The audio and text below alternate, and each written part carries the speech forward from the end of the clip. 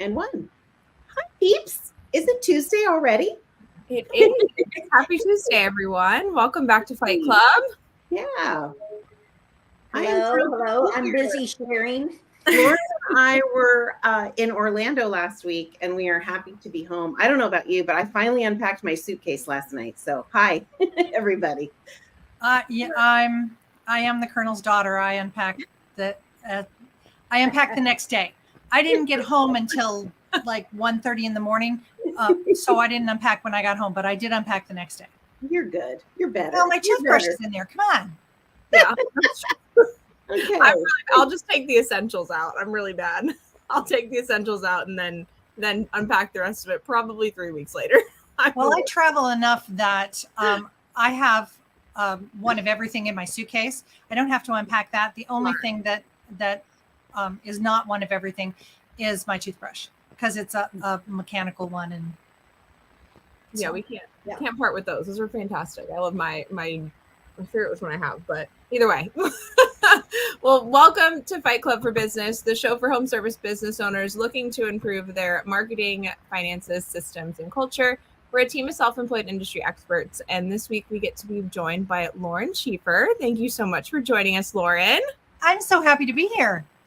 We're so excited to have you. So for those that don't know you or would like to know you a little bit better, could you just give our listeners a brief rundown of yourself and your background?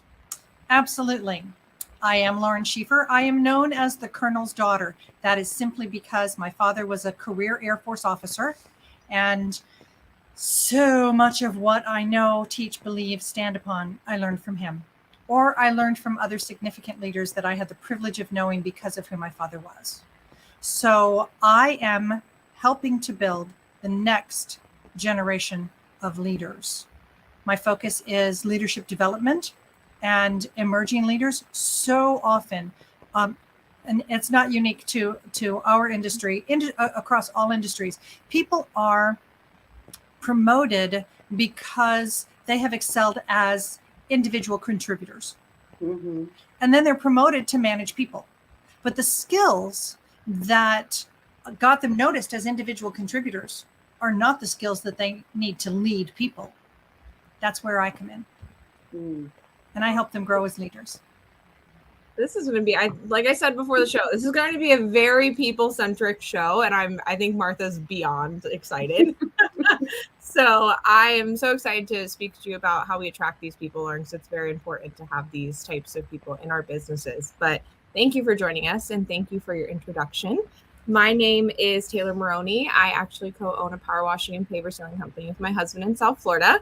I am inching closer to that due date. We haven't talked about that in a long time on Fight Club, so might be in the next few weeks. I might not be here. We don't know for sure. So say a couple extra prayers for me if you can.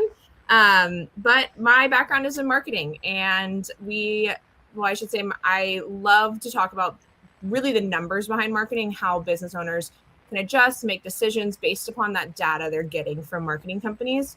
I kind of geek out over it. I really like to talk about authenticity as well with marketing, and how you can really show who you are and who your business is through those marketing plans. So super excited to be back with you all today on Fight Club, and happy Tuesday. Hey there, everybody. I'm Michelle, and I co-own Pink Collars, and we put remote CSRs or office managers in your business. I also co-own a home services business with my husband, Doug, who's out there killing it today again for Wise Coatings of Loudoun County. And I am thrilled to have you here, Lauren, because I was lucky enough to spend dinner time with you and session time with you at Pantheon, and I thought your session was one of the most engaging. You're funny, you're hilarious. It was really good, and I can't wait to learn from you. And I think this leadership strata that you're serving is such a need in all businesses. So I'm thrilled to have you here. So thanks for joining us. Thank you for that. You're welcome. And lastly, I'm Martha Woodward, and I am the people person. I had a maid service for 13 years, and in that maid service, it taught me a lot about people and leadership, and where I was lacking, where I had to get better. And so I have hopefully evolved. And I started a software company called Quality Driven Software, a lot about employee performance tracking, etc. And I just help people build happier workplaces. So I'm excited to have you here, Lauren. It was a special surprise when I started digging into your background this morning. Oh, thank you. Well, I get to steal you first, Lauren. And I think where we're going to kind of start this conversation off is in kind of tying in with your intro in regards to how we really start to attract these types of leaders to our business. Because I know you said we definitely have them in the individual roles to start, and then they grow into their leadership role. But is there a way to start with attracting them and seeing those qualities in the individual role before they kind of move up into that leadership role? Is there certain things you look for, like marketing wise or advertising wise, when you're putting your information out there to bring them in? Absolutely. I think the key to attracting significant leaders and those who will be significant leaders, and let's be very clear, leadership has nothing to do with the position you hold. Right. It's not about titles. Leadership is a choice. And so we're looking for people who are leading from where they are. And people who are not afraid to lead up.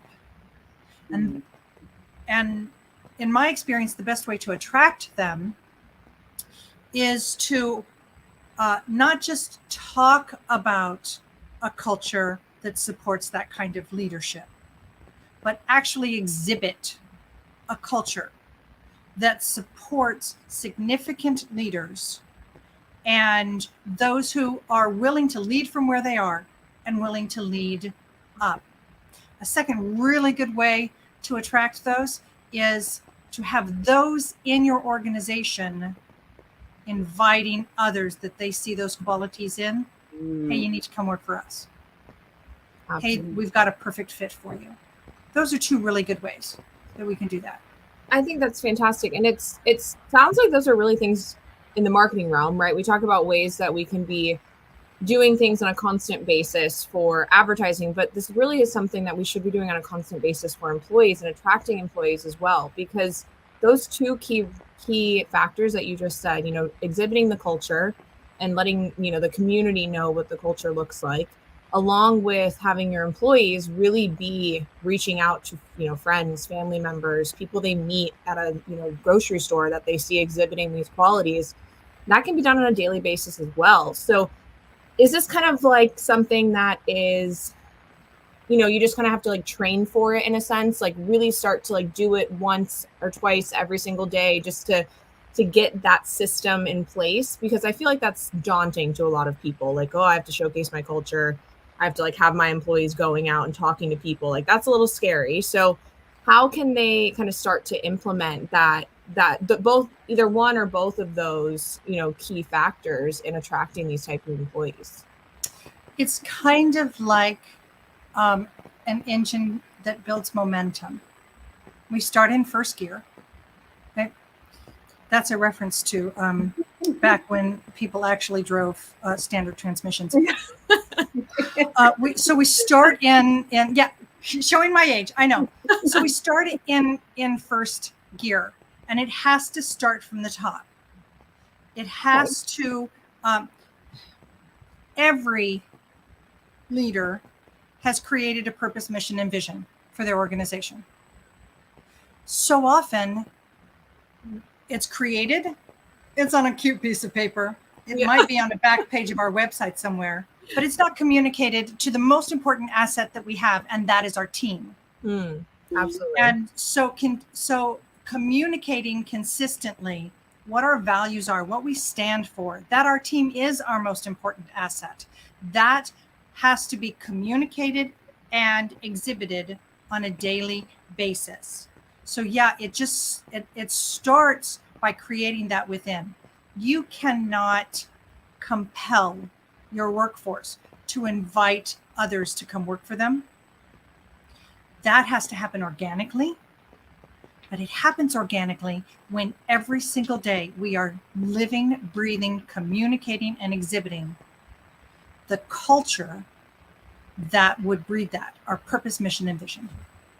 That's such a key point, because that's so true. I feel like so many business owners, like, I mean, even, working with business coaches, they always talk about that. What's your purpose, your mission, your vision, your core values? What do those look like?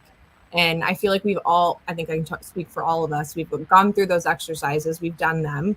And I'm sure I'm definitely will admit that I'm guilty of hiding that on a PDF on my computer and not having it anywhere for employees to see at first. Because I think it's something too that, I don't know, I feel like there could be a fear within the owners, like not being ready to put that out there and really be able to express, this is what I want this business to look like.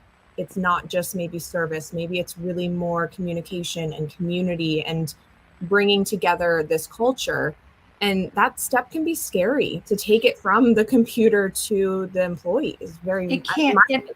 It absolutely can. And I think one of the biggest challenges there is that the perception of creating a purpose, mission, and vision seems so complicated and so huge.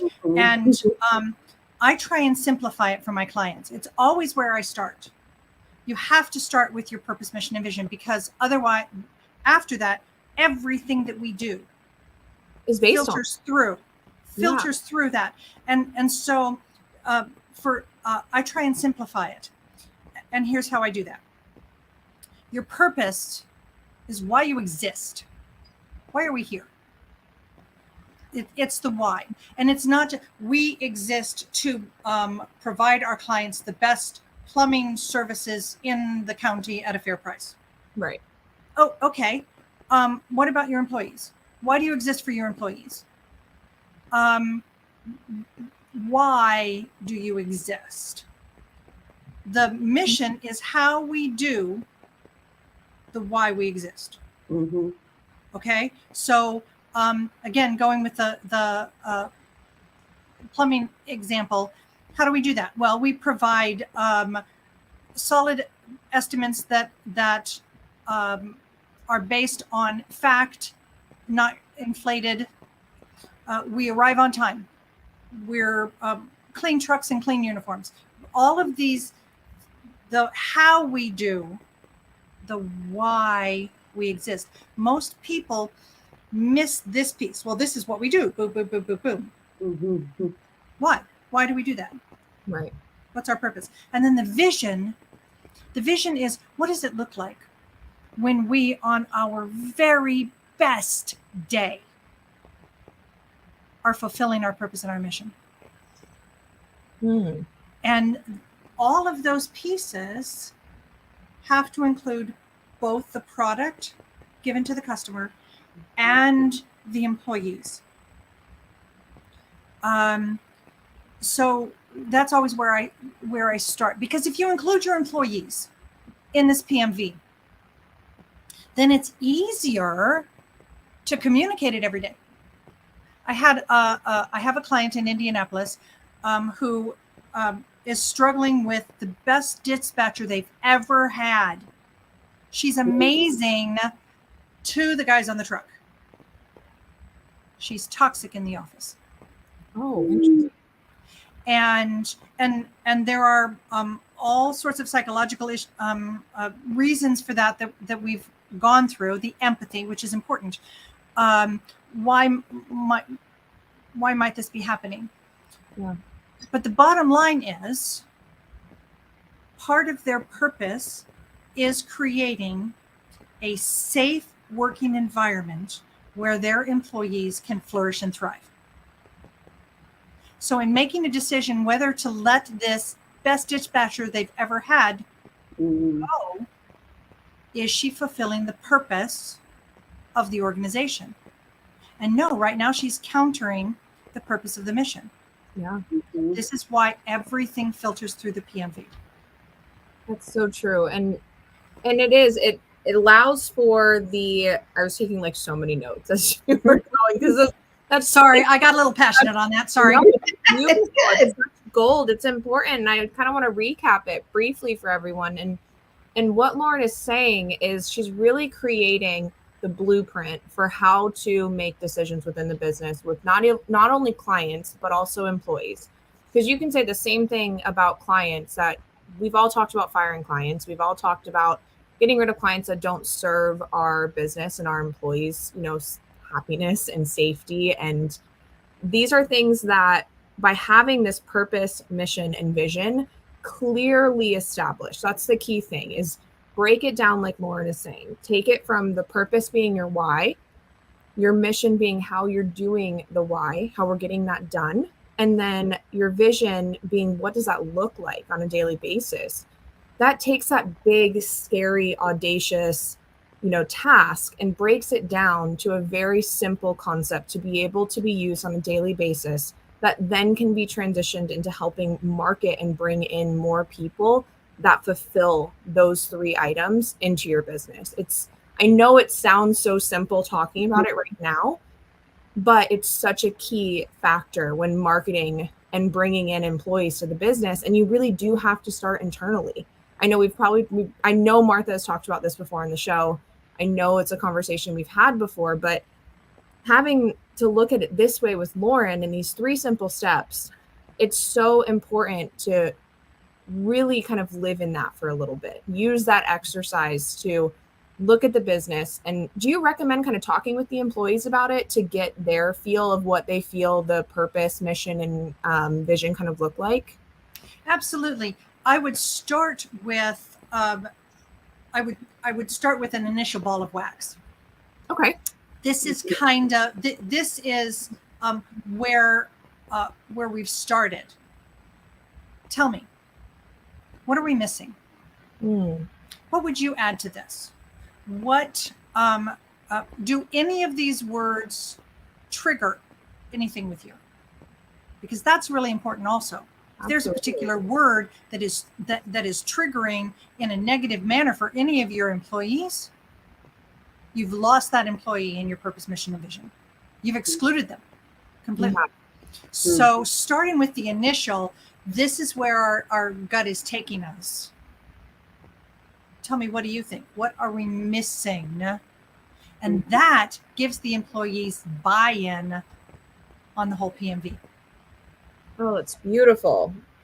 I love this. This is so exciting. And I've taken up a lot of time. So I will thank you, Lauren, just to really talk about this from the attraction and the marketing perspective of employees. And I think that's something that we always hear in the business world. We're always looking to bring in new, fresh faces, making sure we have that pipeline filled at all times for new employees. So I think this is a great few steps that business owners can implement today. Might be y'all's homework later. We don't know. But I will go ahead and pass you over to Michelle for some systems talk. Hey there, friend. I'm so excited to have you here. So first off, I want to finish what Tay said about the mission and values. We did this exercise at Pink Collars last year, and our team added 2 core values that I didn't even have. So it is really valuable to let them impact that mission and values, because they threw some stuff in there that I didn't even see that they thought was important, and it's really helpful. So that was really good. I love that piece. I will throw myself on the bus, under the bus, just a tiny bit here. The ladies can attest to this. I have been a dyed-in-the-wool hower. Is that even a word? I've been really focused on the how in a lot of aspects of my life. And over the past year, I've really turned my heart to being more of a whoer, right? The who, not the how. And that has been a real transformation for me and my business, and in a lot of ways. For the listeners out there that have been like me, how can you encourage them to do that transition, that very painful shift to the who, and find those people, like Tay said, in your organization? What are some of the things you can look for, or what are some of the resources, if you're having trouble there, that can help find those who's in your business? Because we all have them, right? How can we help find them for those of us that have been more how in our leadership style, which has not been good? Well, I wouldn't say it hasn't been good. You've been pretty dang successful. going back to what we were just discussing, I would challenge everyone not to start with the who. Yeah. Start with Really? the why. Okay. Start with the why. Yeah. Then we can look at who has exhibited that their character and skill set's important. Yeah. It's not the most important. I sincerely believe you can teach skills. So Agreed. look for attitude. Look for character and look for attitude. And we were discussing this over dinner. It's really important when we're looking at the who to make sure that the who is a good emotional fit for the team. Because every team needs to have a nice balance of your drivers. They want to get it done. Your initiators, they want to sell it. Yay, let's go do that. Your security focused, they're going to do the work. Sure. Long hours for way more than we pay them, because they want everyone to get along. Yeah. And then you have to have your thinkers also, because they want to get it right. They're on the back end with quality control. So it's important to have a team that has all of those personalities, because if you have a whole team full of drivers, nothing's going to get done. Yeah. Because everyone wants to be in charge. Yeah. So we're looking for that. And as I said, you're looking for, I would always look for character and attitude first. Skills can be taught. I love that.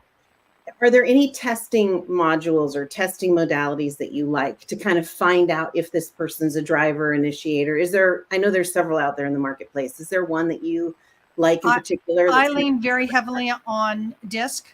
Okay. And, DISC has gotten kind of a bad name over the last couple of years because it used to be so simplistic.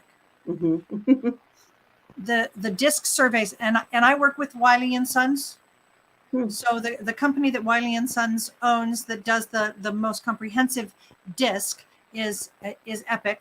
I have access to that, and it digs really deeply, not just to the surface, but also to unexpected characteristics that are, it looks both at nature and potentially at nurture. Okay, good.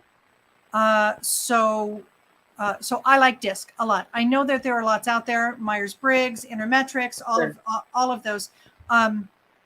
DISC is the one that I use and I find most effective for my purposes. Cool. And then I got your book. I love it. Thank you. I want to talk about this really quick. Help others grow first. I think what I really noticed was the meat and potatoes of it, kind of that central focus, is those 9 essentials of significant leadership. Can you, for the listeners, just kind of highlight some of those points that we should be watching out for when we're looking for leaders of significance in our company?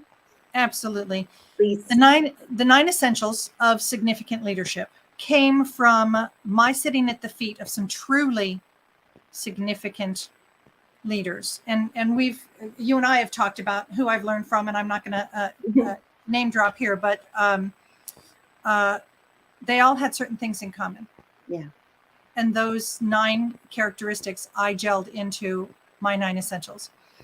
And at first glance, it is a 40,000 foot view of leadership. Sure.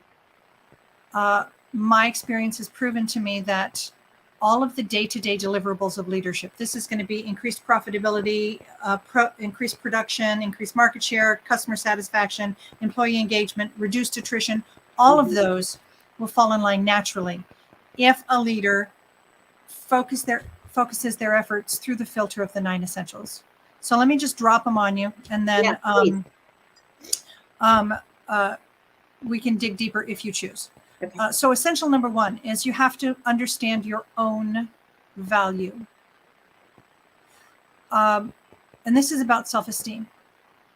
Most people with poor self-esteem are not great leaders. You have to understand your core value, and actually understanding your core value frees people to be humble.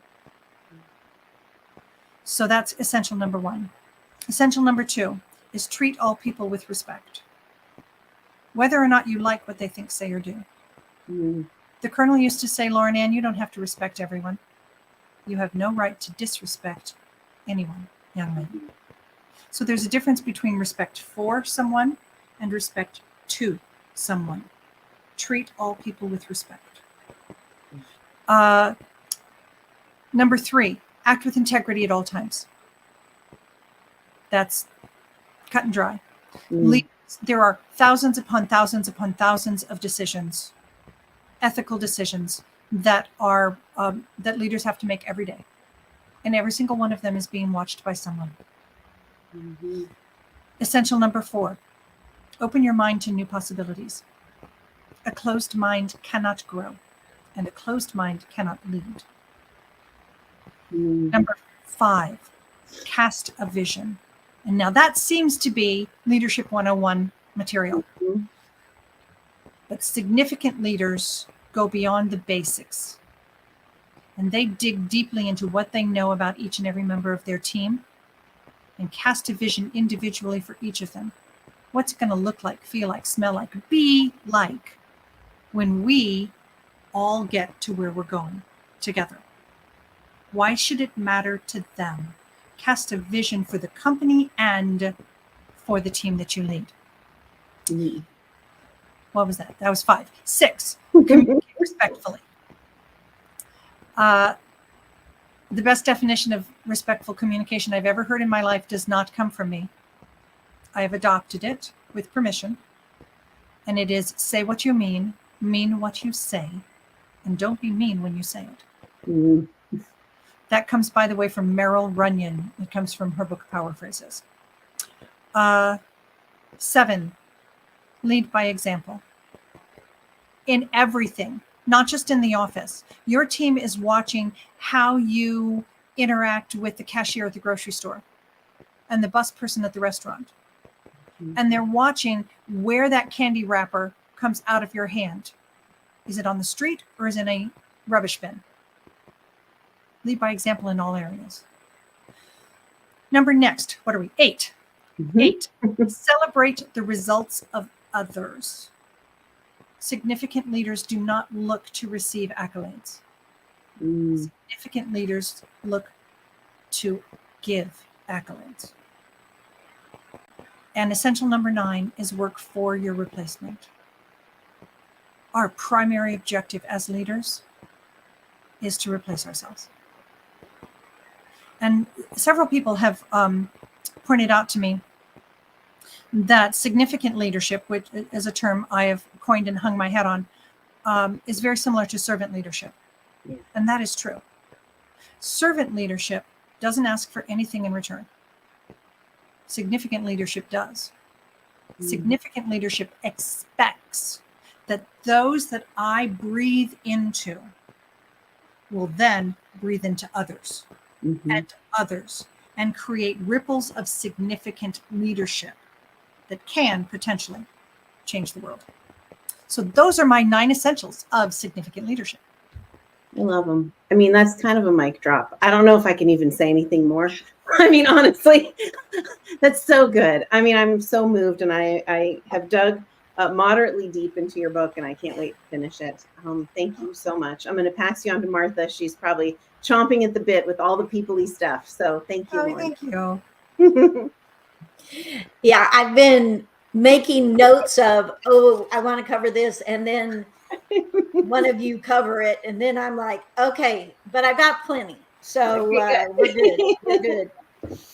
And speaking of service, I want to serve our listeners. And one of the areas that I know we don't talk about a lot is manager burnout. And I kind of have jumped to a whole new segment here, but I did have on my list about promoting from within, but I feel like you've touched on that. And also the culture accountability. And I feel like that was touched on. So manager burnout is a real thing. And, you know, in all businesses, but I see home service businesses primarily, and almost all of the weight of the company is thrown upon the managers, and there's just really heavy expectations. I've been guilty of it myself, and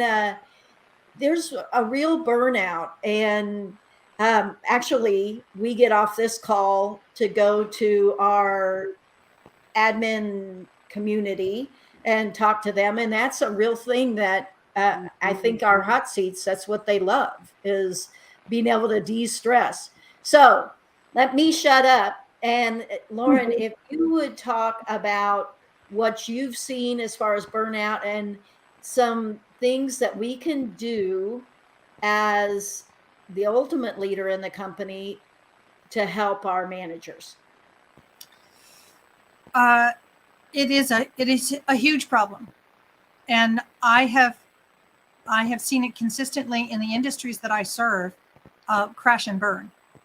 I would say relatively popular in the trades. Michelle, you would agree with that, and also in dental, which is an interesting juxtaposition for my businesses. But the two offices are actually very similar in how they function, and the product is different, but the offices are the same. And especially in the dental industry, burnout is massive, and that's because we as leaders want to give and give and give. The challenge is you can't give out of an empty tank. So we as leaders have to recognize that in order to serve those we serve, those we lead, as well as serving the company, we have to be willing, we have to be disciplined in refilling our own tank, and being willing to set boundaries and then actually keep them. I mean, how many of us have set boundaries and then we push the boundaries ourselves? Okay, just this one time. Okay, I'll work on Sunday just this one time. And you do that often enough and the boundary doesn't exist. So we have to be willing and disciplined to set the boundaries and actually keep them for ourselves. My business coach is brilliant in this. And I'm learning from him. I am learning from him. We have a set time that we meet every month for an hour. And if I am 1 minute late on that call, the call doesn't happen. I have disciplined myself to log on to his meeting room 5 minutes ahead of time, because that way I'm logged on. Because I log on 1 minute late and I've lost my opportunity to speak with him. That's a boundary that he sets, and he is with. I mean, how often have you been on some sort of call, and it's 5 after the call was supposed to happen, and you're still sitting there wasting your time? So that's an example of boundaries. We need to be willing to set and discipline ourselves to keep the boundaries, and we need to discipline ourselves to refill our own tank. Now, how do you do that? Well, every human being is different. It might be curling up on the couch with a good trashy novel. It might be curling up on the floor with puppies. A walk on the beach, a walk in the forest, whatever it is that rejuvenates your soul and refills your own tank. We have to be willing to do that. And we have to be willing also to recognize those people who are energy vampires and discipline ourselves to protect ourselves from them, shield ourselves from them.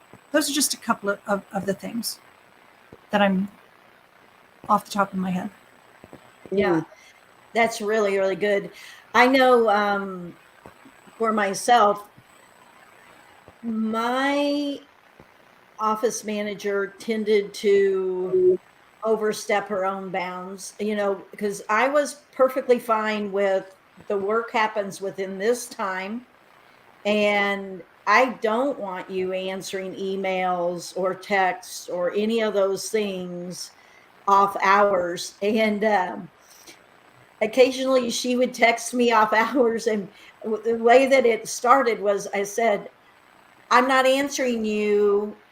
This is your one warning. I'm not answering you because it's after hours and you're not supposed to be working, and I really had to help her control her boundaries, because a lot of times our office managers are super motivated and they're just all in, and they want to help the company. They want to be there, and you almost have to help protect them, because many of us as owners have been there, done that, and have learned the hard way to put our boundaries up.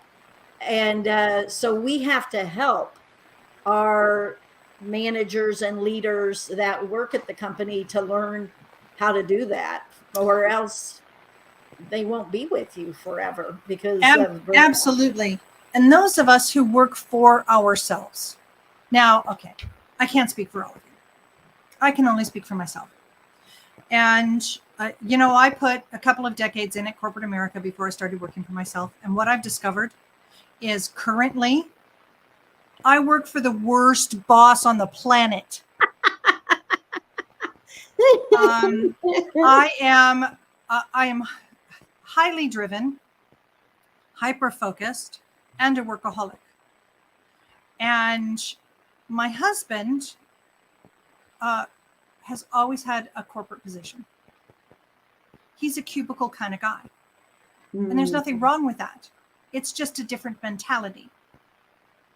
And for him, even when he is working in his office, because my office is upstairs and he has an office downstairs that he's home 2 days a week in, he turns the light off in his office and walks out, and his day is done. And he's always tried to instill that in me, and he fails miserably at it because I'm just such a stubborn person. But he has discovered, and where I'm going with this is, it also helps to have someone in our lives, who can keep us on track. What he started to do probably about 20 years ago. We've been married for coming on 38 years. And what he started to do was put things on my calendar that are forced relaxation. And I say that on purpose, forced relaxation. The most recent is about a month ago. He said, look at your calendar right now. When can you carve out 5 days for me? Oh, okay. And this was like July. And I said, oh, honey, not till October. October. He goes, when in October? So I gave him the dates. And he said, block them off for me. Do not even think about booking anything on those dates. And he is taking me to my therapy, which is the mountains. That's awesome. We're going to the mountains. He has to force that on me. And our rules are no laptop, no work. Wow. So it also helps to have someone in your life that loves you enough to force you to refill your own tank. Yeah.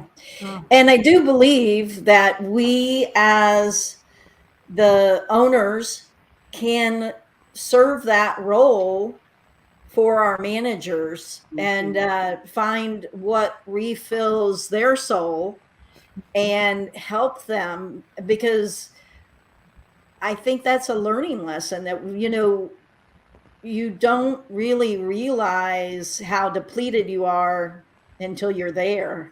Yeah. And, yeah. Late.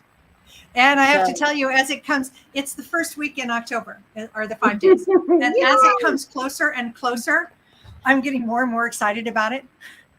I'm like, oh my Yay. gosh, we're going to be in a cabin in the woods. Yay. That's awesome. Well, I actually live in a log cabin. I see that. In the middle of nowhere. It's funny. I travel a lot. I'd never thought about this, but honestly, I don't travel as much as some of them, especially Megan that's not on. But I home is kind of my fill my bucket. It's neighbors are at least a half mile away, and I absolutely love that. I was gonna say, you're like living that I live where you like vacation concept for like business owners who need to refill their cup. Yeah. That's where Yeah. Well, yeah, it keeps me sane. But this was great. I do have a little more time. I was thinking Michelle was going to get me. No, we have No, I you're even going have to a question. Like, this is really, I feel like this is such a good topic. So I even have questions if whenever. You do have a question? All right, Tate, go ahead. Because like how I'm thinking of it from an owner's perspective, right? Because I've definitely been, I'm 100%, ladies know this, I'm very bad at filling my own cup sometimes, and I've gotten better at it.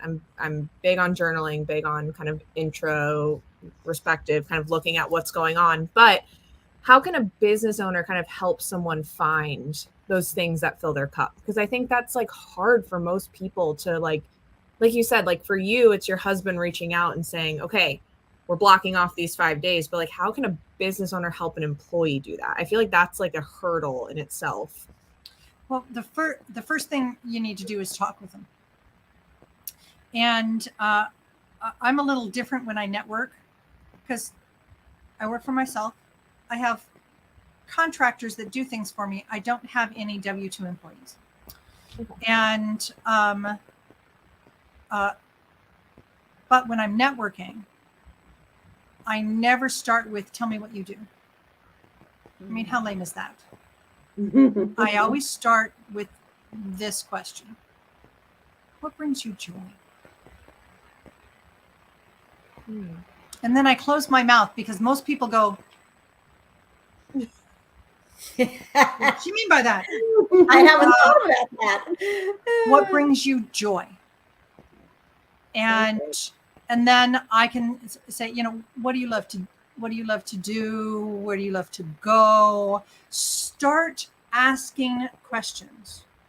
And I've discovered that most people, once they recognize that this is a safe environment,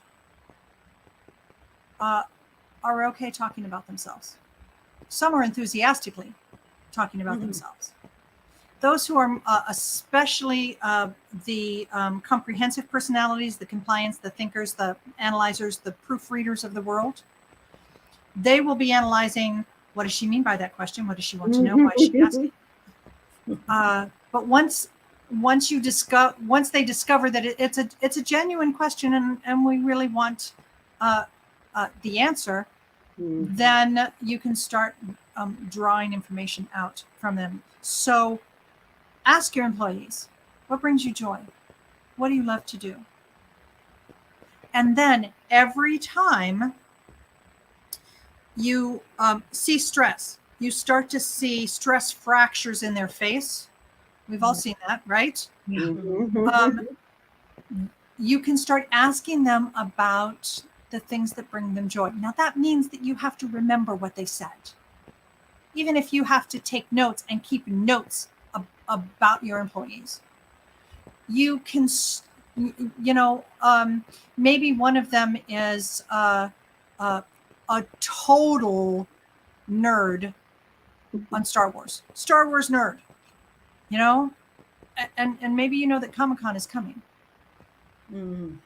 Maybe you could buy them tickets to Comic-Con. You've been working really hard.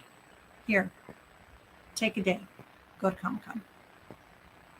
But you have to know them. You have to know who they are. and what they love. So good. I love that, because people want to be seen. They want to know that you see them and that they matter. And so that's a perfect example of listening and then taking that unexpected action. That's great. It's great. Something you mentioned earlier, Tay, and I'll share this because I don't know, maybe somebody else does this, but you and Lauren were talking about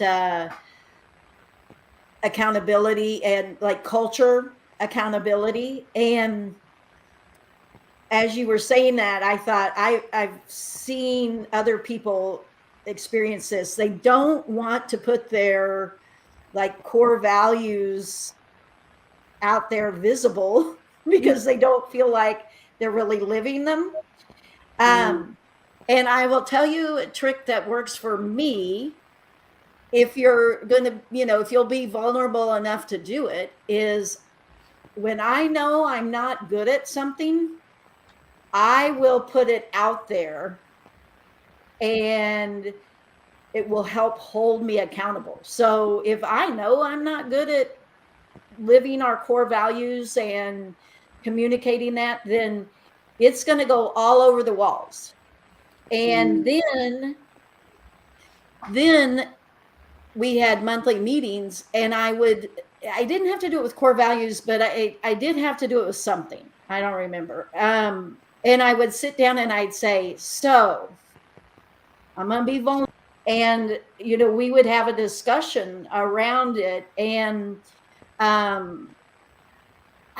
don't know what you think, Lauren, but I find that a lot of the breakdown in culture is just communicating. Huge. And, yeah. I mean, sometimes I hear people's problems and I'm like, so have you talked to them about that?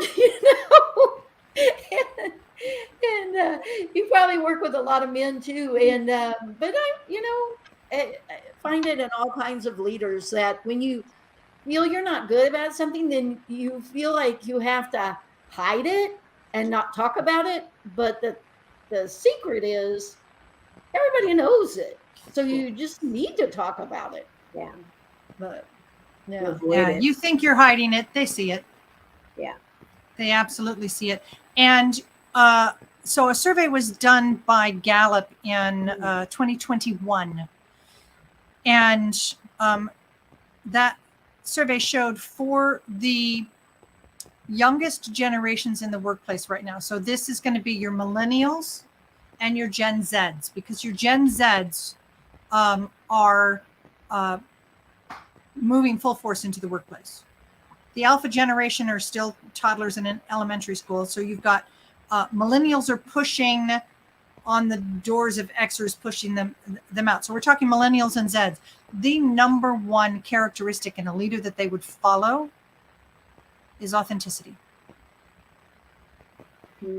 So you have to be transparent as a human being, and you have to be authentic. And that means we have warts. We all have warts. Some of them are internal, some of them are external. Not all of them are on the tip of our nose. We have to be transparent with our failings as well as our strengths. Yeah. And I'm not talking about false humility. False humility is annoying as well. I'm talking about authenticity. Yeah. Yeah, I agree. There's an internal joke about, I always say I'm a millennial. And I'm clearly not. But I like to live in that little world. Great. I would say you fit that category, though. You would definitely look for someone who's authentic to surround yourself with, 100%. And I don't know. It's interesting to hear that statistic, because I think it is. I feel like the millennial generation, being a part of it, we've gone through so much change, and we've had so many different things happen, like, life-altering type events happen in such a small amount of time of us being on Earth. that we don't want to waste our time with people that aren't authentic. I think that's really, speaking as a millennial, I think that personally, that's where I think it comes from. Exactly. And furthermore, research is showing, and I can speak to this because my daughter, the millennial, tells me all the time. That generation, your generation, has been betrayed or feels they have been betrayed by so many stanchions of society. The church, inauthentic leaders in the church, in business, CEOs that are more interested in their golden parachute than saving the jobs of their employees. Politicians, we're not even going to go there. We all know that. So the pillars of what were the pillars of society in the 19th and the 20th centuries have betrayed. The millennial generation feels betrayed by them, which is why they look for something that is real, something that is authentic to follow. That's a very interesting way to look at it. Yeah, I really never thought about the whys, but you know, I mean, I knew that was needed, but I really had not thought about the whys in our society. So that's really interesting. Yeah. An excellent resource if you're at all interested in researching what drives members of a particular generation. There's an organization called the Center for Generational Kinetics. Jason Dorsey runs that. And they do surveys daily. Wow. So it's a really good organization to follow if you want to learn the whys and hows of especially the younger generations. So that was one of the questions I wanted to ask you, and we can end with this, but do you have one or two books on leadership that, besides your own, that that you recommend, like that were kind of your aha moment? Oh, there are so many of them. Let me start with authors. Okay. Read anything by Dr. John C. Maxwell. Yeah. Can't go wrong. Read anything by Colin Powell. Yep. Can't go wrong. More specifically, a mentor of mine, both of those are mentors of mine. Barry Banther, Banther. His book is called The Leadership Gift. Definitely worth reading. And right now, I'll tell you what I'm reading right now, which I am loving. It's called Spark the Heart. The author is Dr. Nicole Price. And Nicole Price has become like one of the foremost authorities on empathy. And it's a crucial leadership requirement, is empathy. And this is a phenomenal book by Dr. Price on empathy. Nice. I like that. Well, that'll keep us busy. It will. But I might start with the one that you're reading right now. I'm sure you can get it on Amazon. Spark the Heart. Yep. Spark the Heart. Love it. Okay, Tay. I'm up. Okay, so thank you, Lauren, number one, for this very inspiring and authentic conversation in regards to just talking about employees, talking about how we can talk to our leaders, work with our leaders, and really start to develop those leaders in our business. So thank you for your time today. Oh, you're welcome. As far as what goes next is, if you've been listening to the show, you know it's homework time. And if you're new to the show, this is where we hold you accountable. So this is our opportunity to help you move the needle forward in your business this week. And we ask you to only choose one piece of homework. This is about to be, 3 to 4 pieces of homework. And that's a very daunting task to get completed by next show. So please listen to your heart, listen to what spoke to you today. I know this is a very people-centric show, so there's probably a few that might connect together, which is great, but please just start with one, and then you can absolutely feel free to move to the next one if you so do feel so. As far as marketing homework goes, I think we talked a lot about how to attract these types of leaders into the business, but what was so eye-opening is really it started from within. It started from having conversations with, as leaders and as business owners, with your team and your staff and your employees. So I really would like for you this week to sit down and use the simple method that Lauren spoke about, which is talking about your purpose, your mission, and your vision. And really just, when I say sit down and think about it, block off time on your calendar for 30 minutes. Like really just put yourself in a space to be able to think about this. And then a little bit of a bonus would be to bring this to your team. After you've done the introspective kind of looking at the business, what you're really thinking you're seeing. As Michelle said, she took this to her team afterwards and she got 2 qualities and core values that she wasn't even thinking about, that weren't even on the table. So start with you first. And then bonus would be to be able to bring this to the team and see what they bring to the table as well. Awesome. And your systems homework, just go get the book. The book is so good. The 9 Essentials. And look, it's like sweet and cheerful. It's short and brief and awesome. You can read it in a couple of days. And those 9 hit lists that you listed, Lauren, are just like words to live by. I'm going to actually have them printed out and slapped on the wall this week in my office because I think those 9 are really kind of a great roadmap for anybody who might be struggling with any of those things. So thank you for that. So that's your systems homework. Grab the book. Okay. And I think my homework is going to be, I want you to pay attention to your management team. And in our group, I'll share some resources with you, but kind of tap into, find what their level of stress is, find what fills their bucket, and then make sure you're helping them set those boundaries, schedule those fill their bucket times. And like I say, I'll share some resources, but that's going to be your homework on helping your managers kind of reclaim some sanity and avoid the burnout from that stressful position. It's good. And then, Lauren, do you want to give homework?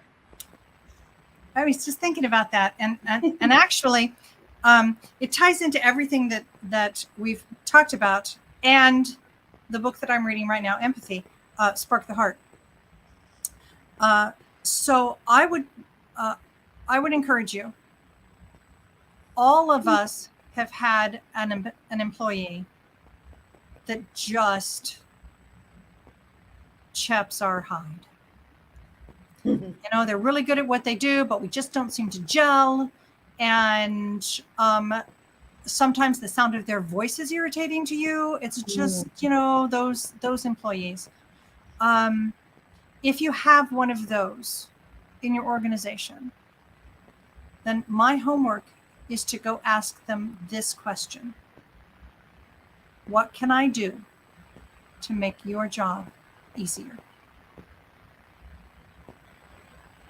And that puts you in a vulnerable position for them to tell you what you can do, but it also gives you an opportunity for empathy with them. What can I do to make your job easier? And that has to come with no sarcasm, no condescension, from a purely authentic place. That would be my homework. Love it. It's good. Awesome. Well, Lauren, if someone does want to kind of continue this conversation with you, reach out, discuss even coaching options, things of that sort, what would be the best way for someone to contact you? You absolutely can find me at my website. The spelling is underneath my name, LaurenSchieffer.com. And you can also reach out to me, Lauren at laurenschieffer.com, and that one will come directly to me. If you do the contact us form on the website, that will go through a series of admins.